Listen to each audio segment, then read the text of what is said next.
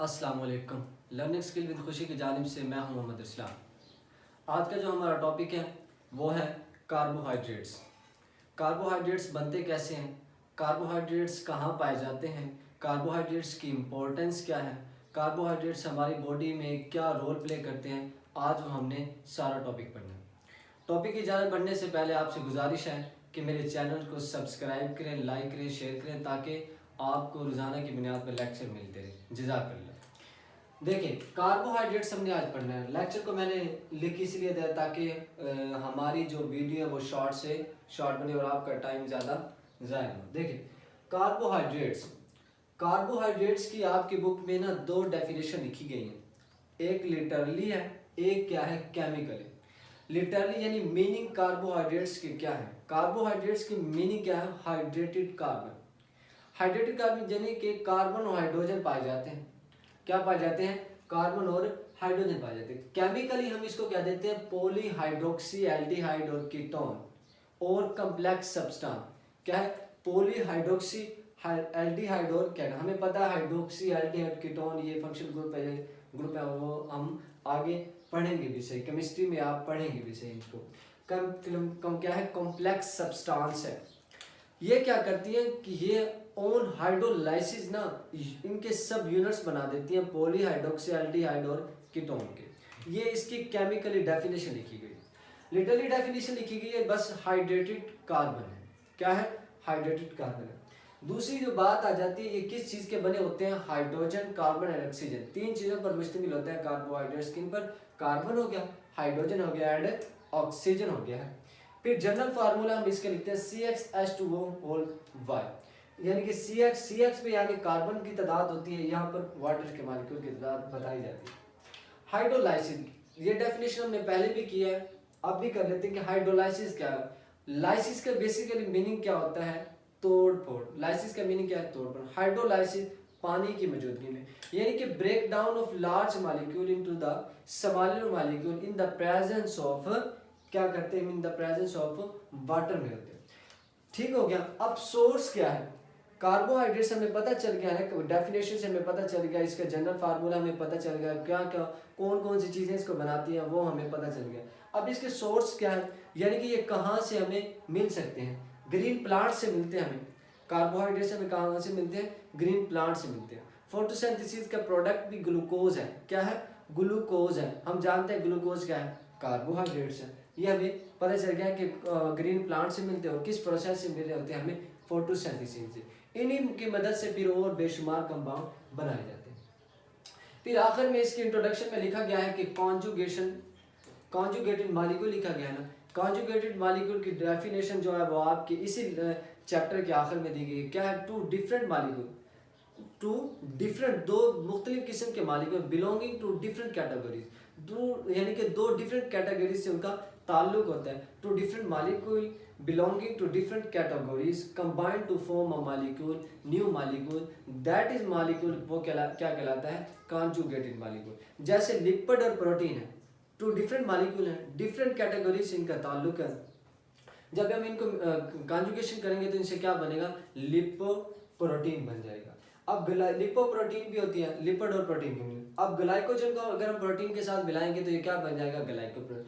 Glycogen के lipid के साथ मिलाएंगे तो क्या बन जाएगा, ग्लाइकोलिपिड बन जाएगा। अब आगे आ जाते हैं कार्बोहाइड्रेट्स के टाइप्स। उससे पहले कार्बोहाइड्रेट्स में लिखा कि बहुत इंपॉर्टेंट एमसीक्यूज पूछते हैं वो, यानी कि कार्बोहाइड्रेट्स आल्सो कॉल्ड सैकराइड्स, यानी कि कार्बोहाइड्रेट सैकराइड्स। सैकराइड्स क्या है, ग्रीक वर्ड, कहाँ से लिया गया है, सैक्रोन से लिया गया। सैक्रोन का क्या मतलब है, शुगर। कार्बोहाइड्रेट्स को हम सैकराइड्स भी कहते हैं। इसी की बुनियाद पर हम कह देते हैं इनके टाइप्स इसी की चीज़ की बुनियाद पर बनते हैं, मोनोसैकराइड्स, ओलिगोसैकराइड्स एंड पॉलीसैकराइड। सैक्रोन से इसका हम क्या कहते हैं, सैकराइड्स। सैकराइड्स क्या है, ग्रीक वर्ड है। ये कहाँ से निकला है, सैक्रोन से। सैक्रोन का क्या मतलब है, शुगर। इन वर्ड्स की आपने स्पेलिंग अच्छे से लिखनी है। हम वैसे क्या देते हैं कि बायोकेमिस्ट्री और फिजिक्स में ना स्पेलिंग की मिस्टेक वो क्या कहते हैं, थोड़ी सी उन पर गुंजाइश है, यानी कि स्पेलिंग मिस्टेक वो इतनी वो गौर नहीं करते उन पर। लेकिन कुछ वर्ड्स ऐसे हैं जिनकी स्पेलिंग करेक्टली लिखी होनी चाहिए, एज इट ही लिखी होनी चाहिए। जैसे इन दो अल्फाज की आपको स्पेलिंग ऐसे ही होनी चाहिए। ठीक हो गया। फिर इसके हम 3 टाइप्स हैं, कितनी टाइप्स है? 3। क्या है? मोनोसेक्राइड्स है, ओलिगोसेक्राइड है, पॉलीसेक्राइड है। नाम से भी पता चला, जब हम इनको पढ़ेंगे तो हम आसानी से समझ आ जाएगी। अब मोनोसेक्राइड है, क्या है? मोनोसेक्राइड है। मोनोसेक्राइड में जो बात होती है ना, वो होती है यहाँ पर, अब मोनो का मतलब ये नहीं है कि एक कार्बन, नहीं, यहाँ पर एक 3 से 7 कार्बन होते हैं मोनोसेक्राइड में। 3 से triose, tetrose, pentose, hexose, heptose, यहाँ तक ये क्या करते हैं? मोनोसेक्राइड चलते हैं। ऑर्गेनिक केमिस्ट्री में यही तो है कि जैसे जैसे कार्बन की तादाद बढ़ती जाती है, वैसे वैसे क्या होता जाता है, क्या कहते हैं, कंपाउंड का नेम चेंज हो जाता है, फिजिकल केमिकल प्रॉपर्टी उनकी क्या होती जाती है? चेंज होती जाती है। मोनोसेक्राइड्स के इंट्रोडक्शन में क्या बताते हैं कि ये क्या है? सिंपल शुगर है। कौन सी शुगर है? सिंपल शुगर है। स्वीट इन टेस्ट है, इनका टेस्ट कैसा होता है? वो स्वीट होता है। सोलबल इन वाटर है, वाटर में क्या हो जाती है? ये सोलबल हो जाती हैं। कैन नॉट बी हाइड्रोलाइज, इनको हाइड्रोलाइज नहीं किया जा सकता। और ये कहाँ से कहाँ तक पाए जाते हैं? कार्बन नंबर 3 से कार्बन नंबर 7 तक ये पाए जाते हैं। इनका जनरल फार्मूला लिखा गया, क्या है वो? CH2ON, N को होल नंबर है, यानी कि यहाँ पर वो तादाद बता सकते हैं कि भाई यहाँ पर 1 होगा तो 1 कार्बन, 2 होगा तो 2 कार्बन, इसी के साथ हमको इसको ज़रा देते जाएंगे और ये मोनोकार्बोहाइड्रेट्स ऐसे क्या होते जाएंगे? बनते जाएंगे। ठीक हो गया। ये था मोनोसेक्राइड्स का, हमने क्या पढ़ा है? मोनोसेक्राइड्स की जो हमने आज ये इसमें हमने पढ़ा है, जस्ट इसका इंट्रोडक्शन किया मोनोसेक्राइड्स का, यानी कि सिंपल शुगर होते हैं, स्वीट इन टेस्ट है, soluble in water, can not be hydrolysed, and इसकी कंपोजिशन कहाँ से कहाँ तक होती है? 3 से 7 तक कार्बन होते हैं। General formula CH2ON। ठीक हो गया। ये सारा क्या था? कार्बोहाइड्रेट्स का हमने क्या पढ़ा है? इंट्रोडक्शन किया है, और इसको बताया कि कार्बोहाइड्रेट्स को हम कहाँ से लेते हैं। ठीक हो गया। कार्बोहाइड्रेट्स का आगे रोल, ये चीज़ें कार्बोहाइड्रेट्स में रोल प्ले कर रही होती है। ब्रेक हाइड्रोलाइसिस में कार्बोहाइड्रेट्स का रोल है। पॉलीहाइड्रोक्सीएल्डिहाइड केमिकली लिहाज से इसकी डेफिनेशन की जाती है। हाइड्रेटेड कार्बन इसके लिटरली लिहाज से इसकी क्या की जाती है? डेफिनेशन की जाती है। और कार्बोहाइड्रेट्स को हम सेक्राइड्स भी कहते हैं। सेक्राइड्स क्या है? ग्रीक वर्ड है, कहाँ से लिया गया है? सैक्रोन से लिया गया। सैक्रोन का मीनिंग शुगर हो गया। ठीक हो गया। ये था। आगे हम चलते हैं। अब आगे हमने जो पढ़ना है वो है मोनोसेक्राइड्स। अभी तो हमने क्या किया? मोनोसेक्राइड्स का जस्ट हमने क्या किया है? मोनोसेक्राइड्स का हमने इंट्रोडक्शन किया है भाई। स्वीट इन टेस्ट है, सोलबल इन वाटर है, सिंपली शुगर है, ऐसे है ना, सिंपली शुगर है। कहाँ से कहाँ तक है? कार्बन इनमें कार्बन नंबर 3 से यानी कि 3 से 7 तक इसमें क्या पाए जाते हैं? कार्बन पाए जाते हैं। अब वो मोनोसेक्राइड्स के आगे बताते हैं, ये तो हमने पढ़ लिया 3 से, यानी कि वो बताते ही हैं 3 से 7, यानी कि कार्बन नंबर, यानी कि 3 कार्बन हो सकते हैं, 4 हो सकते हैं, 5 हो सकते हैं, 6 हो सकते हैं, 7 हो सकते हैं। 3 से कम कार्बन नहीं हो सकते, 7 से ज़्यादा नहीं हो सकते। अब वो बताते हैं जो ट्राइओज है ना, 3 जिसमें होंगे उसे हम क्या कहेंगे? ट्राइओज। क्या कहेंगे? ये है rare in nature, rare in nature, बहुत कमोबेश पाया जाता है। ठीक हो गया। और जो पेंटोज एंड हेक्सोज, यानी कि जिनमें 6 और 5 कार्बन हो, उसको हम क्या कहेंगे? एक को पेंटोज कह देते हैं, एक को हेक्सोज कह देते हैं। ये है ना, ये जो है ना, ये मोस्ट कॉमनली है। क्या है? Most commonly, most commonly. आप एमसीक्यूज भी पूछ सकते हो, ये एमसीक्यूज पूछे जाते हैं। वो कहते हैं कि रेयर इन नेचर कार्बोहाइड्रेट्स कौन सा है? ट्राइओज है। मोस्ट कॉमनली कौन से? Pentose and hexose. और अगर इनमें से हम निकालें बायोलॉजिकल पॉइंट ऑफ व्यू से, तो वो कौन सा है? ग्लूकोज है, यानी कि हेक्सोज है। 6 कार्बन होते हैं ना ग्लूकोज में, वो क्या है? ग्लूकोज है। बायोलॉजिकल पॉइंट ऑफ व्यू से मोस्ट इंपॉर्टेंट कार्बोहाइड्रेट जो है वो हमारा कौन सा है भाई? ग्लूकोज है। वो क्या है? ग्लूकोज है। अब कार्बोहाइड्रेट्स में ना टू फॉर्म होती है कार्बोहाइड्रेट्स की, या तो वो एल्डिहाइड फॉर्म में होता है या वो होता है कीटो फॉर्म में। एल्डिहाइड एंड कीटो आप केमिस्ट्री में बड़ी डिटेल से पढ़ेंगे इसको। एल्डिहाइड क्या है? एल्डिहाइड ग्रुप फंक्शन ग्रुप है, कीटो ग्रुप होगा, ये भी हम पढ़ेंगे। अब 2 फॉर्म में पाया जाता है, एक है एल्डिहाइड फॉर्म, एक जो है कीटो फॉर्म। ठीक हो गया, इन दो फॉर्म में पाए जाते हैं। अब एल्डिहाइड फॉर्म में क्या होता है, एल्डिहाइड फॉर्म में इसका फार्मूला मैं आपको लिख के दिखाता हूँ। एल्डिहाइड फॉर्म है, ये कितने कार्बन है, 3 कार्बन, CH2OH, यहाँ पर OH, यहाँ पर ये एल्डिहाइड है CHO, ये क्या होता है, एल्डिहाइड होता है। यहाँ पर ये कौन सी फॉर्म आ गई है, एल्डी, या इस तरह पाया जाएगा, या ये कीटो फॉर्म में पाया जाएगा, ये कीटो फॉर्म आ गया, ये क्या है, कीटो ग्रुप आ गया। इन दो फॉर्म में पाया जाएगा, स्ट्रक्चर इनका एल्डिहाइड फॉर्म में या होगा कीटो फॉर्म में। इन दो स्ट्रक्चर में क्या होगा, ये कार्बोहाइड्रेट्स पाए जाते हैं। अब वो आगे बताता है, इसकी एग्जांपल्स हम पढ़ते हैं। हमने कहा कि मोस्ट कॉमनली जो कार्बोहाइड्रेट्स है ना वो पेंटोज एंड क्या है, हेक्सोज है। वो कौन से हैं भाई, एक पेंटोज है,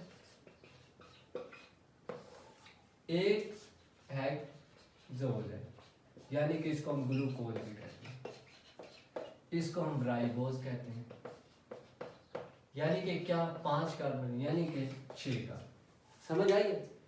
पेंटोज 5 कार्बन राइबोज कहते हैं, हेक्सोज 6 कार्बन ग्लूकोज कहते हैं। अब इनके वो ये शॉर्ट क्वेश्चन बाज़ पूछ लेते हैं कि इनकी ना स्ट्रक्चर बनाओ, ओपन स्ट्रक्चर बनाओ या क्लोज स्ट्रक्चर बनाओ। अब ओपन जो स्ट्रक्चर कैसे है इनका, देखें कितने कार्बन इसमें पेंटोज में, 5 है ना, ये हमने 1 2 3 4 5 कार्बन लिखे। इसको याद करने का जो तरीका है ना वो ये है, आपने लिखना है यहाँ पर CH2OH आता है, यहाँ पहले इसको फिल करना, CHO इसको फिल कर दिया, हो गया। यहाँ पर एल्डिहाइड ग्रुप लगा, यहाँ पर CH2OH, ठीक हो गया। अब आपने क्या कर लिखना, याद रखना है, यहाँ पर आपने OH लगाना है, यहाँ पर हाइड्रोजन, यहाँ पर हाइड्रोजन, यहाँ पर हाइड्रोजन, समझ आई आपको। ये क्या है, पहले आपने इस कार्बन नंबर 5 की पोजीशन लिखनी है, पहले 1 की फिर 5 की, फिर इन तीनों में हमने याद रखना है दरमियान में इस साइड पर हमने क्या लगाना है, OH लगाना है, इस साइड पर हमने लगाना है हाइड्रोजन, ठीक हो गया। अब इसमें कितने हैं, 6 कार्बन, हमने 6 कार्बन पहले बना लेते हैं, 4 5 8 6। इधर भी हम ऐसे ही करेंगे, CHO आ गया, समझ आइए। यहाँ पर OH लिखना है, यहाँ पर H लिखना है, यहाँ पर OH, यहाँ पर OH, यहाँ पर क्या आ जाएगा, H आ जाएगा, यहाँ पर क्या आ जाएगा, H आ जाएगा, यहाँ पर क्या आ जाएगा, H आ जाएगा, सॉरी यहाँ पर OH आ गया, यहाँ पर H आ गया। फर्क कहाँ पर, इनके स्ट्रक्चर में देखिए फर्क कहाँ पर आ रहा है, फर्क यहाँ पर आ रहा है ना, यहाँ पर आ रहा है, डिफरेंट स्ट्रक्चर में यही है ना। हमने क्या करना है, देखिए यहाँ पर अगर मैं ना दूसरे कार्बन के बाद ये वाला ऐड कर दूंगा तो ये क्या बन जाएगा, हेक्सोज यानी कि ग्लूकोज बन जाएगा। इसके स्ट्रक्चर मिक्स होने से बचने के लिए आपने यही याद रखना है, जो ग्लूकोज का कार्बन नंबर हमने जो पेंटोज है ना, सेकंड कार्बन के बाद उस कार्बन को हमने चेंज कर देना है कि उसकी जगह ये यहाँ लिख के और इस साइड को तब्दील करके कार्बन नंबर सेकंड की जो है ना इसकी पोजीशन को तब्दील करके हमने कार्बन नंबर 3 बनाना है। उसके बाद 3 कार्बन वैसे OH लिख के CH2 लिख देंगे। ये इसका क्या था, ओपन चेन स्ट्रक्चर आ जाता है। अब इसका क्लोज चेन स्ट्रक्चर भी वो पूछते होते हैं, ये भाई के क्लोज चेन इसकी स्ट्रक्चर बनाओ, कार्बन की इनकी राइबोज की रिंग फॉर्म बनाओ, ग्लूकोज की क्या बनाओ, रिंग फॉर्म बनाओ। बस हमें पता होना ये चाहिए कि पेंटोज में 5 कार्बन है, हेक्सोज में 6 कार्बन। अब हम बना लेते हैं इसका भी, देखें यहाँ पर पहले ऑक्सीजन है, 1 2 3 4, ये हो गया। सबसे पहले मैं आपको यही रिकमेंड करूंगा कि आपने पहले ना इनकी पोजीशन दे देनी है, 1 2 3 4। इसमें कितने कार्बन होते हैं, 5, अभी एक रहता है वो हमने यहाँ लगाना, 6 हो गए, कितने हो गए, 6 हो गए। CH2OH यहाँ पर लगा, यहाँ पर क्या होता है, OH होता है, क्या होता है भाई, OH होता है। यहाँ पर OH, यहाँ पर OH, यहाँ पर H, यहाँ पर H, यहाँ पर H। ये वही स्ट्रक्चर है जो हमने ओपन में बनाया ना, ये वही स्ट्रक्चर, लेकिन हमने इसको क्या कर दिया है, रिंग फॉर्म में चेंज कर दिया। यहाँ पर H आ जाएगा, इसे हम कहते हैं राइबोज, या हम इसे डी राइबोज भी कहते हैं। ये जो डी है ना, ये आइसोमर्स है। इस डेंट्रल और डी से मुराद डेंट्रल हो जाता है, एल से मुराद, ये हमने पढ़ा एल राइबोज या डी राइबोज, एल ग्लूकोज या डी ग्लूकोज ऐसे पढ़ते होते हैं। डी से मुराद डेंट्रल होता है, एल से मुराद डी होता है। ठीक हो गया। आपने याद ये रखना है कि कार्बन नंबर 1 पे, अगर कार्बन नंबर 1 जो पोजीशन है, अगर ये OH ऊपर लगा हुआ है ना, तो इससे मुराद डी राइबोज, इससे मुराद क्या है, डी राइबोज। अब यही हमने यहाँ पर बनानी है, ग्लूकोज बनाना। देखें